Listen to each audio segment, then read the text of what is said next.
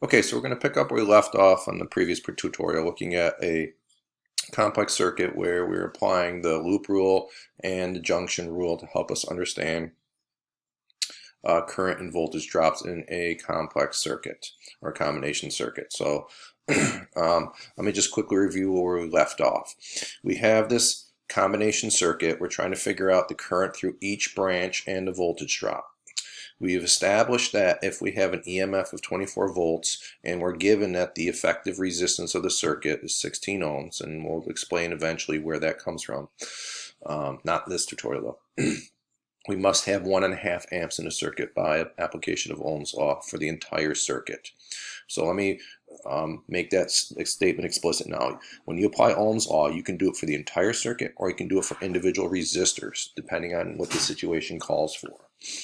Okay, so we established if we've got 1.5 amps of current in the circuit, that means there has to be 1.5 amps coming out of the positive, and it also means we have 1.5 amps coming in. That's another way of looking at the junction rule. Where the junction is at the connection where the voltage source is. Then we must pass through this resistor R1 in order to keep going, so that must have 1.5 amps through it. So then we can figure out what the voltage drop is. The voltage drop across this one is nothing more than Ohm's law, I times R. So that's 1.5 amps times 5 ohms. Okay, so that's not easy for me to squeeze this in. 1.5 times 5 ohms. Multiply that, you get 7.5 volts. So there's a 7.5 volt drop across here.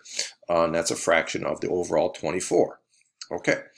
Now, we are told that R2 has 1.125 amps going through it.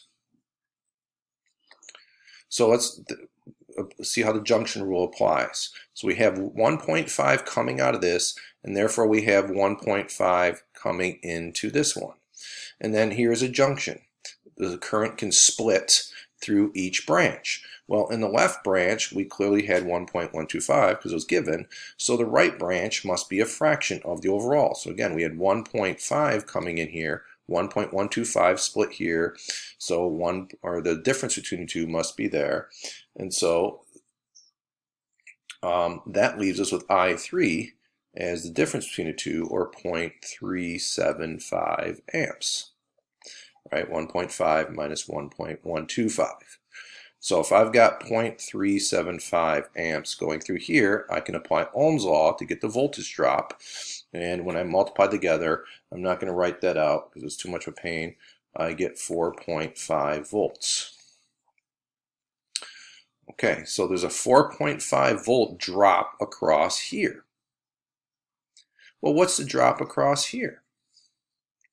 Well, I could apply Ohm's law. I could take 1.125 amps, multiply it by 4 ohms, and I'd get 4.5 volts as well.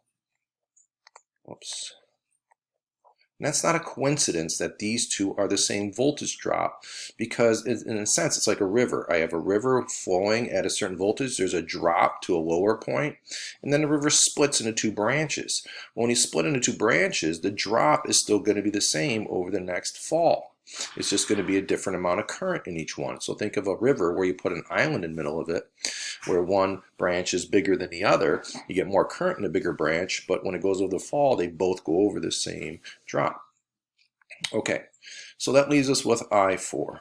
So we have these two coming back together. So if I have 1.5 coming in, splits, and comes back together, I have to have 1.5 coming in out, and then 1.5 going into the last resistor. So that's got to be 1.5. And if I multiply the 1.5 times 8, I get 12 volts drop. Now you're probably thinking, wait, you haven't even really used the loop rule at any point here. And you're right, I could use Ohm's law and the junction rule to get away with that. But I want to now show you how the loop rule is being obeyed even if we didn't apply it. So I'm just going to start again. Or not completely. So I've got a 24 volt rise. So if there's a rise to the bag 24 24 volts, then for every loop there better be a total of 24 volt drop. So let's look at the loops. I said earlier there are 2 loops, so let's look at one loop. Here is, I'm going to draw this loop right here, and I have 1, 2, 3 drops in that loop. So let's look at their values. So for 1 it's 7.5, so I'm going to write it down here, 7.5 plus the drop across here, which was 4.5, plus the drop across here, which was 12. And if I add them up, I get 7.5, 4.5 is 12, plus 12 is 24. Sure enough, the total drops equal that. If I look at the other possibility, the second branch, or the second loop, I should say, which would be this one, I've got 7.5 plus 4.5 plus 12, right? R1, V1, V3, V4, and I get 24. So everything works out consistently with that rule. Okay, so we've done that. Oh, I actually did all the work down here. So for the left loop, let me just, if you want to write it more formally, 7.5 plus 4.5 plus 12. And for the right loop, it's 7.5 plus 4.5 plus 12. All right, one last one before I finish. So here is a circuit where we are just given voltage drops. We have a complex circuit here. We have an EMF and then 1, 2, 3, 4 resistors. We're told that the EMF is 6 volts. Okay, we're told that the drop across V1 is 3.4.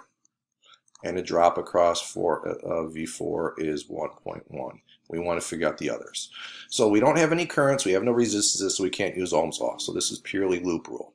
So I want to identify how many loops I have here. Remember, a loop is always got to start from the positive of one to the negative of the other. So there is one loop right here that goes through this. So what that tells me then, from loop 1, I can say 6, which is the EMF, has to equal 3.4 plus the drop across 2, which is V2. So I can figure out V2 must be 2.6. All right, and then to figure out this one, I need another loop. So it gets me back. And so I can say 6 equals 3.4 plus V3 plus 1.1. That's why that was given. And so if I had 3, 4, 4.5, so this has got to be 1.5. And so for every loop, I've got 6 volts of rise and 6 volts of drops. Okay, so try the others on your own. They might be a little bit difficult at first, but persevere.